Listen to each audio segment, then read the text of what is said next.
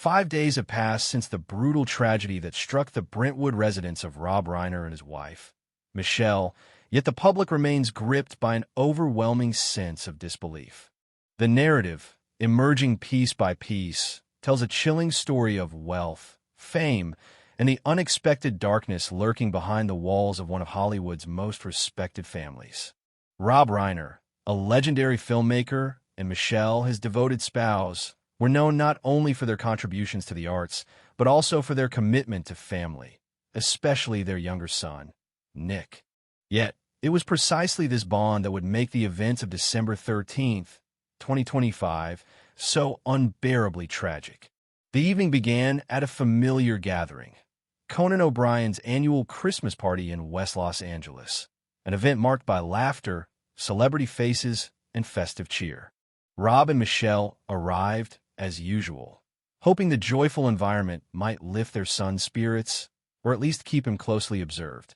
Nick Reiner, aged 32, had become increasingly unstable in recent months, battling long-standing substance abuse and mental health challenges that had persisted since adolescence. Though he was not on the official guest list, Rob had personally ensured that his son could attend, motivated by love and the desire to maintain family unity. Initial observations of Nick at the party suggested a tense undercurrent. He lingered in the corners, withdrawn and silent, his worn gray hoodie pulled over his head, eyes scanning the room in a detached, almost unnerving manner. Guests noticed his unusual behavior almost immediately, approaching conversations abruptly, asking blunt questions, and staring intensely at strangers. Jane Fonda later recalled a moment when Nick's unwavering gaze sent a shiver down her spine, while others described his presence as unsettling. The young man's detachment and emotional flatness were early signs of the psychological storm that would soon erupt. Rob attempted to intervene, pulling Nick aside to speak quietly. Yet the conversation quickly escalated into a loud, public argument that drew the attention of several guests. Michelle attempted to mediate, sometimes urging calm, other times supporting Rob's efforts to reason with their son. The confrontation lasted only minutes, but its intensity foreshadowed the horror that would follow. Despite their best efforts, Nick's responses were sharp, hostile, and defiant, leaving his parents visibly concerned. After the tension at the party, Rob and Michelle made the difficult decision to leave early, their faces reflecting deep worry and an unspoken acknowledgement that the night had taken a dangerous turn. They hoped that leaving would provide space, a pause in an increasingly volatile situation. Yet, Nick did not leave with them. He remained behind, cloaked in darkness, both literal and metaphorical, his demeanor unreadable, silently signaling the gathering storm within him. As they departed, few could have predicted the series of events that would unfold in the quiet hours of the following morning. The very home meant to be a sanctuary would soon transform into a crime scene, a place where the line between love and violence was irrevocably crossed. The story of Rob and Michelle Reiner, once one of Hollywood's emblematic families, now begins its descent into a chilling narrative, one that will reveal the devastating consequences of unresolved turmoil, addiction, and mental instability. The tragedy at the Brentwood residence unfolded during the darkest hours of the night, between midnight and the early morning of December 14th, 2025. According to the indictment issued by the Los Angeles County District Attorney's Office, Nick Reiner, 32, left his own room quietly, moving with an eerie familiarity through the house he had known all his life. There were no signs of forced entry. He possessed keys, and every corner of the home was mapped in his mind. His parents, Rob and Michelle, were asleep in the master bedroom, unaware of the impending horror. The attack was calculated, precise, and horrifyingly intimate. Forensic reports suggest that Nick struck with deliberate intent, delivering fatal stab wounds to critical areas of his parents' bodies. Rob's neck bore a deep, devastating slash, an injury that forensic experts described as a terrifying challenge in its brutality. Multiple other wounds revealed a sustained assault, a sequence of violent actions that left the crime scene drenched in blood. According to Professor Joseph Scott Morgan, a forensic expert, The combination of long slashing wounds and deep punctures indicates a prolonged and intentional attack, not a momentary lapse of control. Each strike reflected the energy, focus, and methodical violence that transformed a once safe home into a scene of unimaginable horror. After committing the crime, Nick departed the scene with a disconcerting calm. Surveillance cameras captured him later that morning at the Pireside Hotel in Santa Monica, approximately 20 minutes from Brentwood. He checked into a modest room, paying with cash or card, drawing no attention from hotel staff. Forensic timelines determined that the victims had likely been dead for 3 to 4 hours before discovery.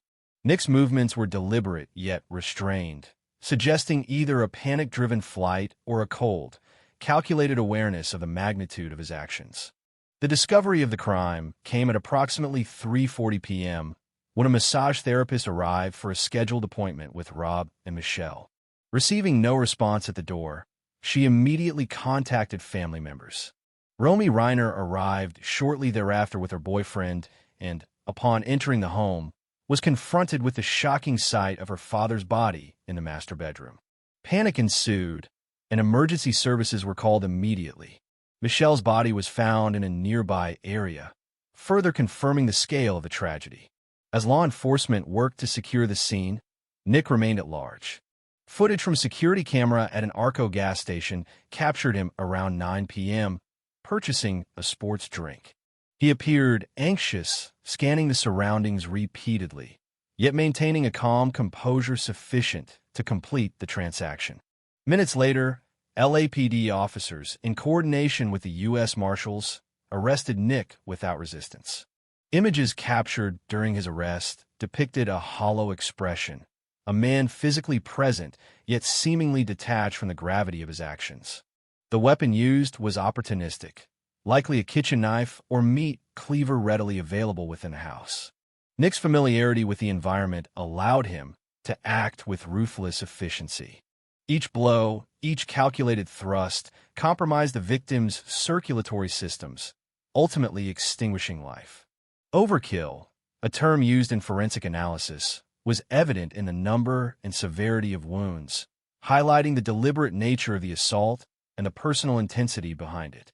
Investigators noted that Nick may have attempted to clean himself at the scene or immediately afterward at the hotel, though traces of blood remained.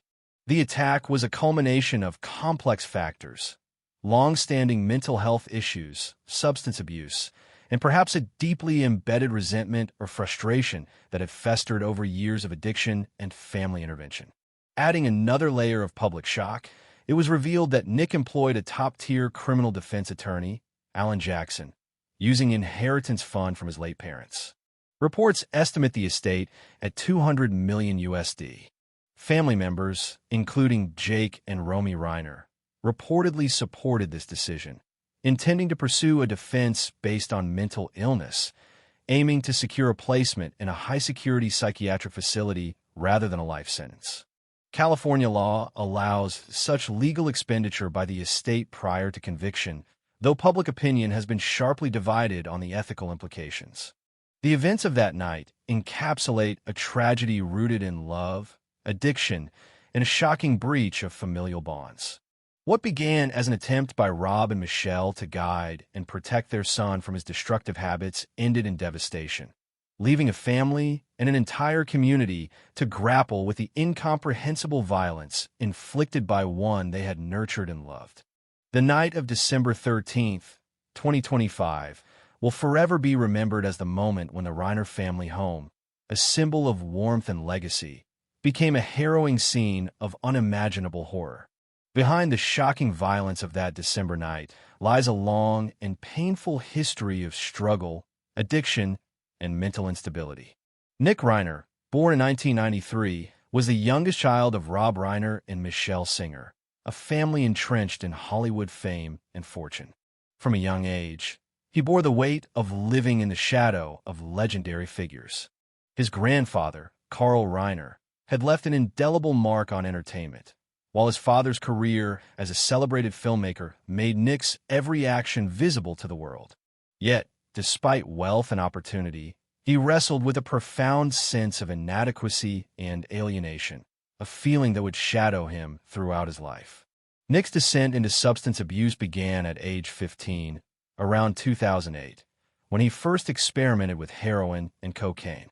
The allure of these powerful substances drew him into a spiral that would dominate the next decade of his life. Rob and Michelle, deeply aware of the risks, intervened repeatedly. They sent him to rehabilitation centers, offered financial and emotional support, and even allowed him to live at their Brentwood home to regain stability. Yet, despite these efforts, Nick found himself trapped in an endless cycle of sobriety and relapse. He would achieve temporary periods of control, only to fall back into addiction almost immediately, each relapse eroding both his confidence and the family's hope.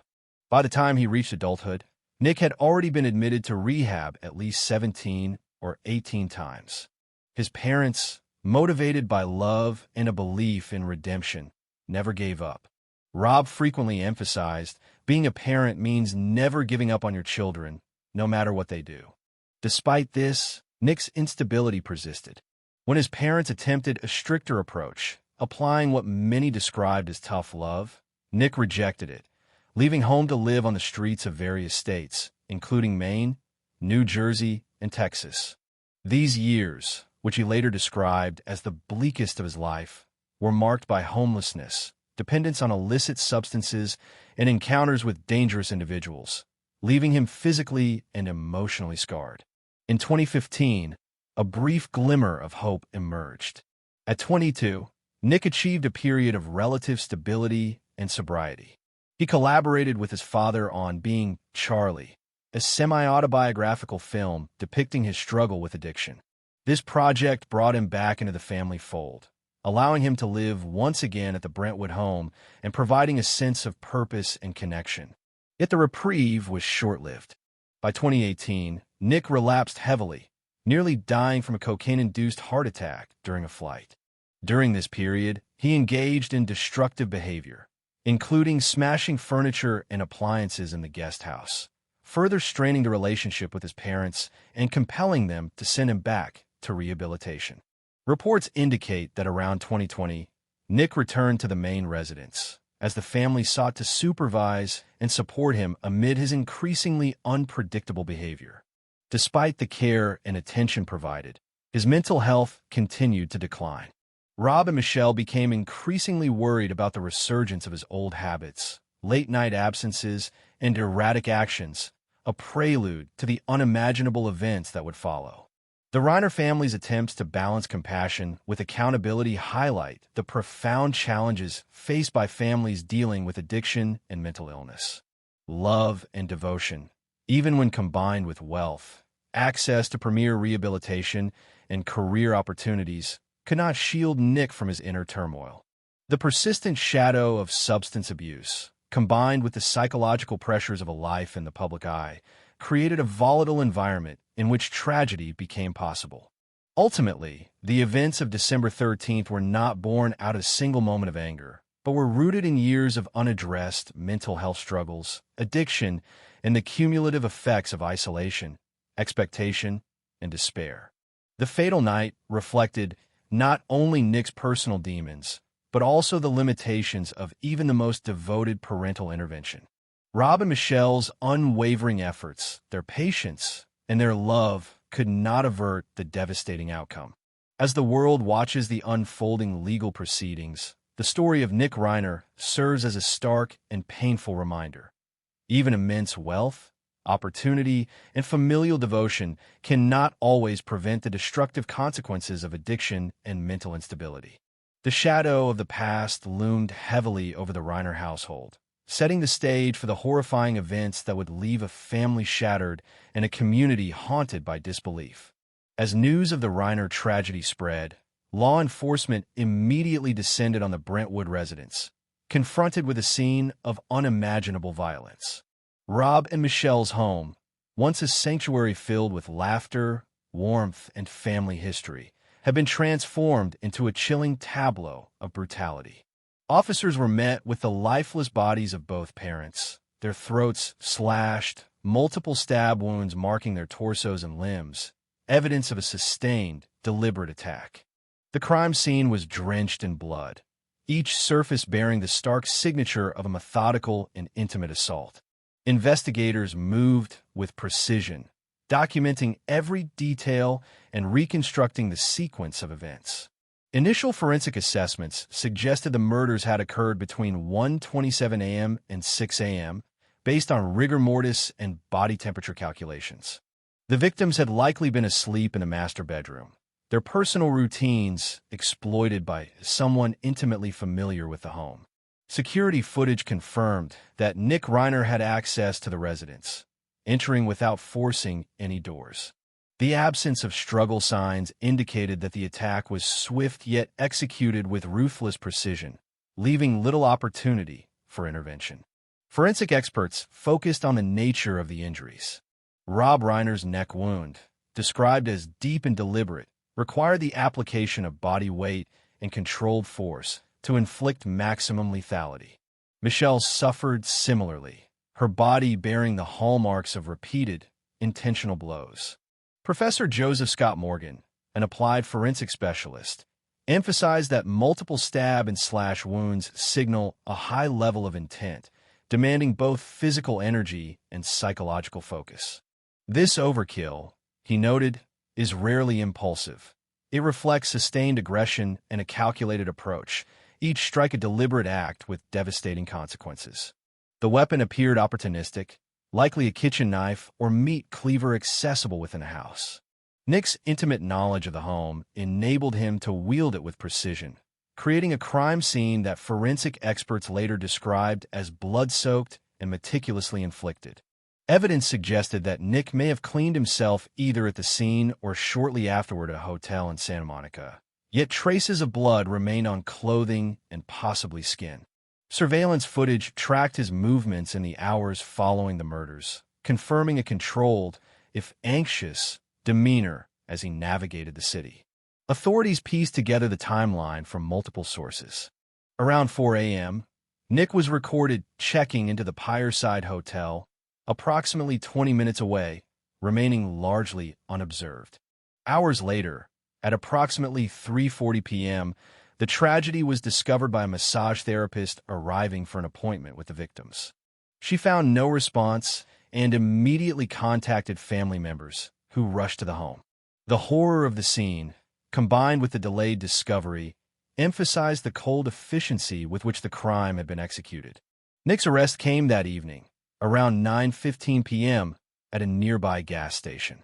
Officers found him anxious yet composed, carrying out routine actions such as purchasing a sports drink while under surveillance. Images captured at the time revealed a hollow, detached expression, a young man who had traversed the night between calculated violence and apparent calm. His legal representation, Alan Jackson, a top-tier defense attorney, was promptly engaged with funds reportedly drawn from the Reiner estate itself. A decision by surviving family members aimed at securing a defense grounded in mental health considerations. Forensic investigators also examined the house for signs of preparation and environmental familiarity. Nick's intimate knowledge of the home, the location of bedrooms, and the behavior patterns of his parents allowed him to carry out the attack without hesitation. Investigators noted that his access and understanding of the space amplified the horror. The murders were not random, but executed with an intimate, almost preternatural awareness of his surroundings.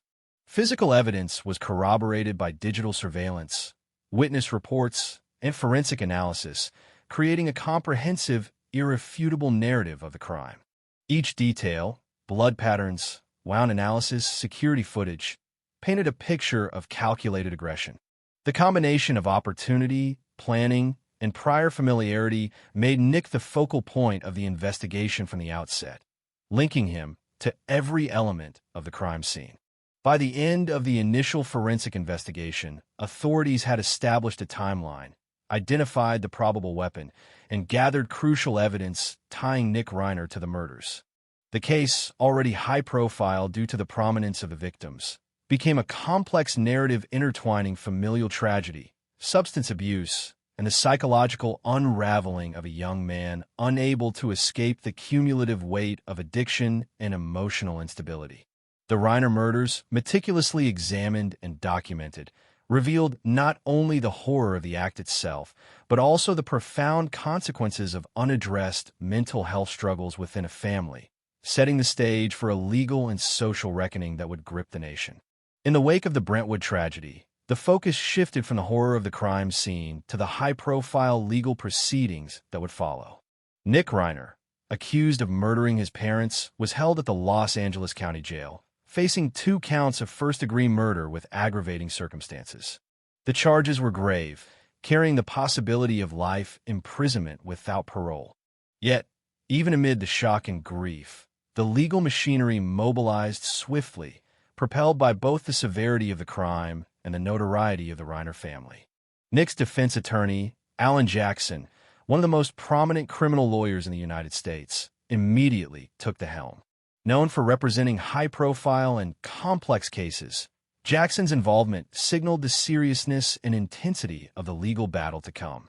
Reports indicated that the legal fees were being paid from the Reiner estate, valued at approximately $200 million, a decision reportedly supported by surviving family members. Despite the initial outrage this sparked among the public, the family's rationale was rooted in seeking a defense based on mental illness and diminished responsibility, hoping that a psychiatric facility placement might serve as a more humane resolution than a life sentence. Nick's first court appearance was brief, yet deeply symbolic. He arrived wearing the distinctive blue suit reserved for defendants, a stark emblem of his complete downfall. The courtroom was tense, with live cameras prohibited, amplifying the aura of mystery surrounding the case. When the judge asked whether he would waive his right to a speedy trial to allow the arraignment to be continued, Nick responded with a simple, emotionless yes, "Your Honor, I do." The hearing concluded swiftly, leaving the public and media with a sense of unfinished narrative and intensifying anticipation for the preliminary hearing scheduled for January 7th, 2026. As the court proceedings commenced, legal analysts speculated on potential defense strategies. Jackson, navigating an extraordinarily challenging case, faced the task of establishing a plausible argument amid overwhelming evidence. Surveillance footage, DNA, blood traces, and the forensic reconstruction of the crime scene had already tied Nick directly to the murders. Any defense claiming self-defense or accidental killing appeared implausible. Instead, the focus centered on mental health and substance abuse, aiming to illustrate that Nick's capacity for judgment and intent might have been impaired. Nick's history of addiction and mental instability was central to the defense narrative. Since adolescence, he had struggled with heroin and cocaine, enduring cycles of rehabilitation and relapse.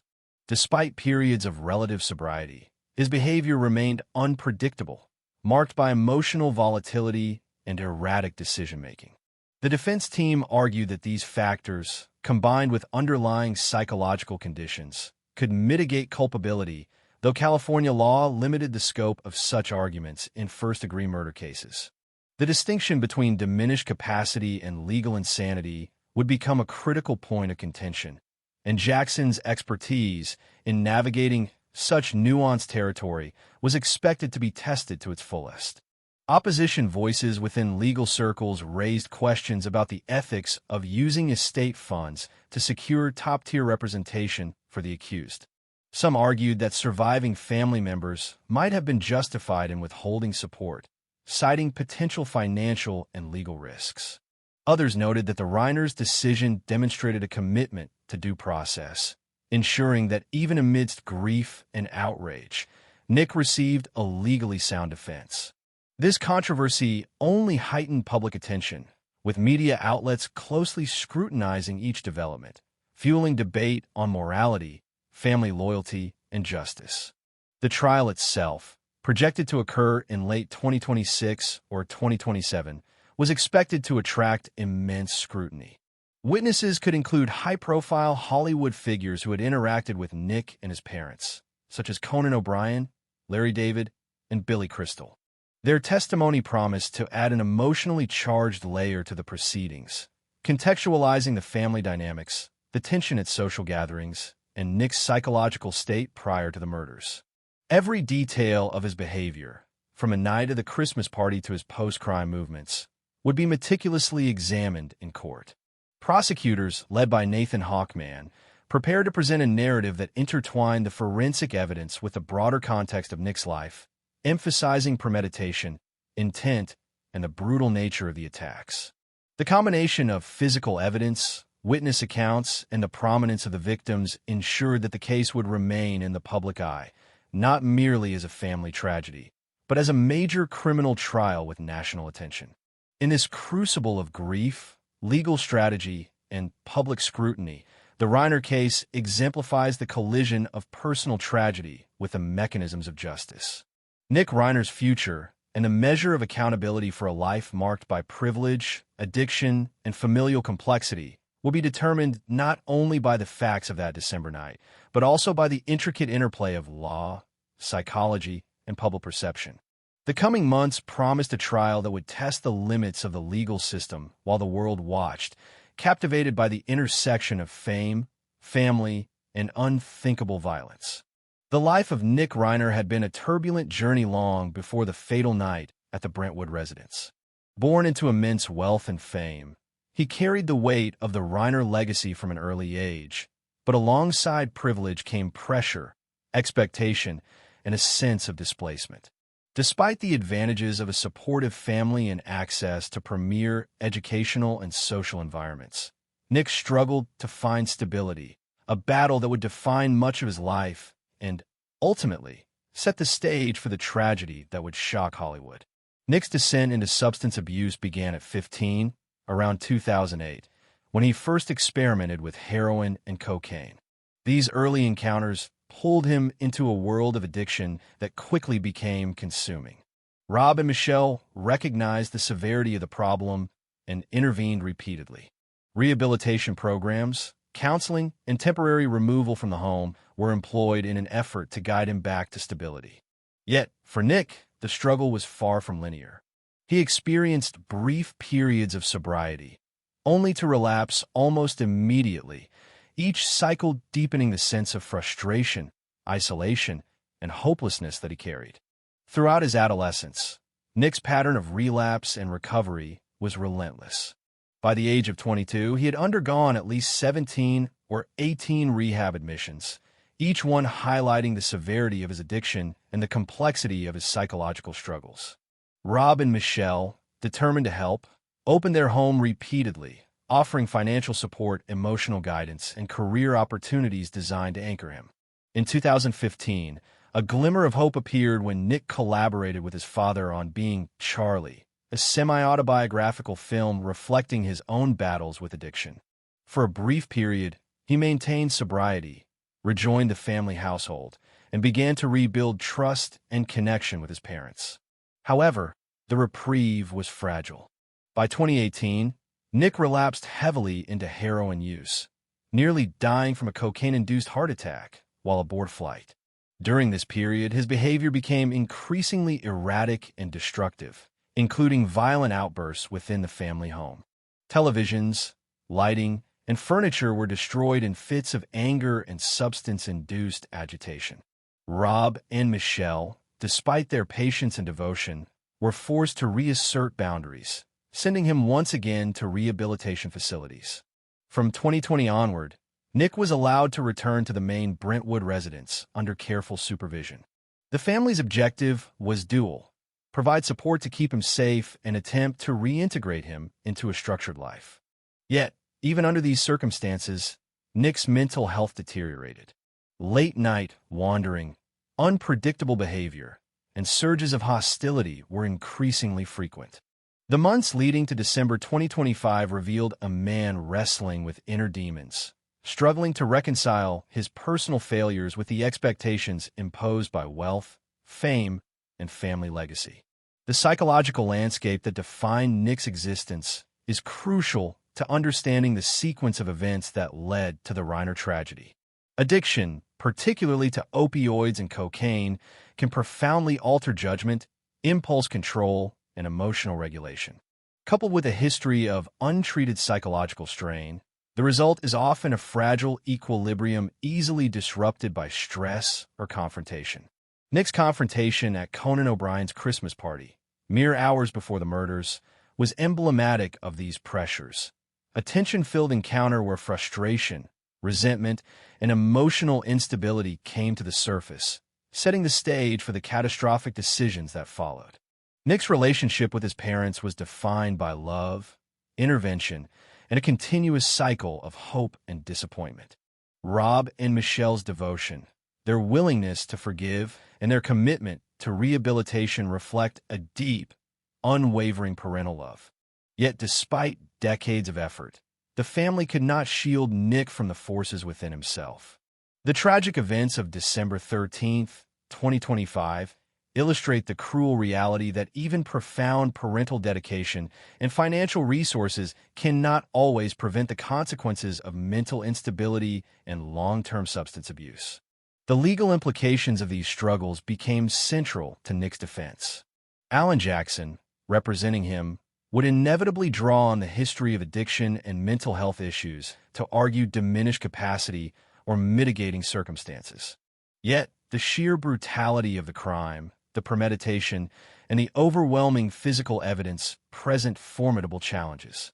The juxtaposition of a deeply troubled son against the horrific final acts in his parents' home created a complex narrative, intertwining psychological vulnerability, familial devotion, and the inexorable pursuit of justice. Nick Reiner's life, marked by addiction, repeated interventions, and repeated relapses, underscores the tragic interplay between mental health and human behavior.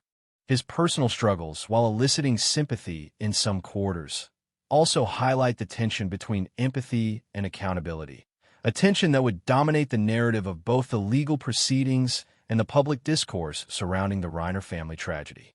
The night of December 13th, 2025, began like any other at Hollywood's glittering annual gatherings, yet it would end in unspeakable tragedy. Rob and Michelle Reiner attended Conan O'Brien's Christmas party in West Los Angeles, accompanied by their younger son, Nick. Their decision to bring him was born of concern.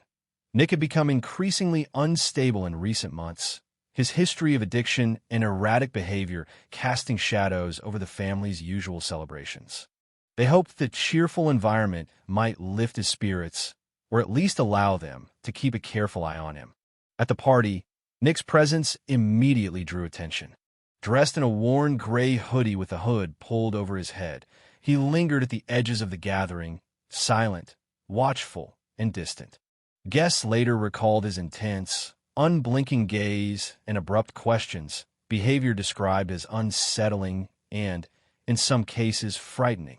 Jane Fonda reportedly shivered under the weight of his stare, while others whispered among themselves about his strange conduct. Attempts by Rob to intervene escalated into a heated argument, with Michelle trying to calm both father and son. The confrontation lasted several minutes, enough to set a tense undertone over the festive atmosphere.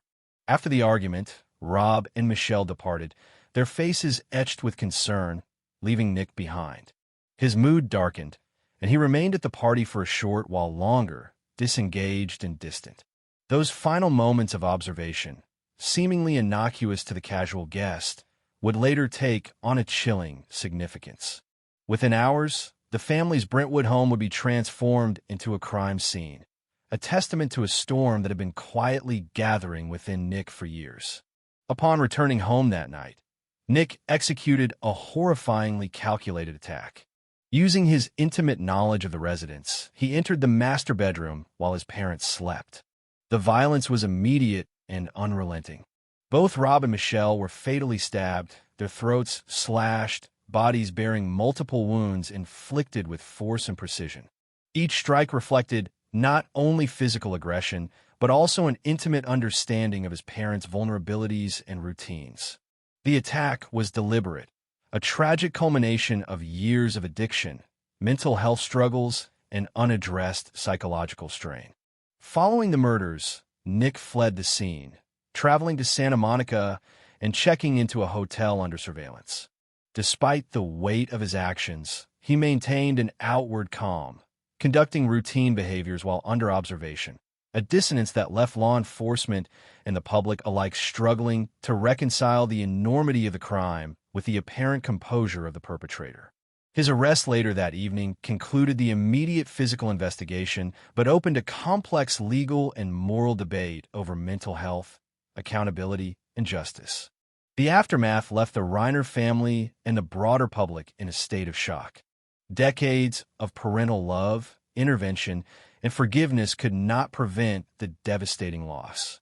Rob and Michelle's attempts to guide, support, and protect their son ultimately ended in tragedy, leaving behind questions that haunt not only the family, but all who followed the story. As the legal proceedings advance, the narrative of Nick Reiner, his addiction, mental struggles, and the violent culmination of a troubled life, continues to challenge the understanding of justice, family loyalty, and human frailty. The Reiner tragedy stands as a haunting reminder that even wealth, fame, and devoted parental care cannot always shield against the destructive consequences of unchecked mental health crises.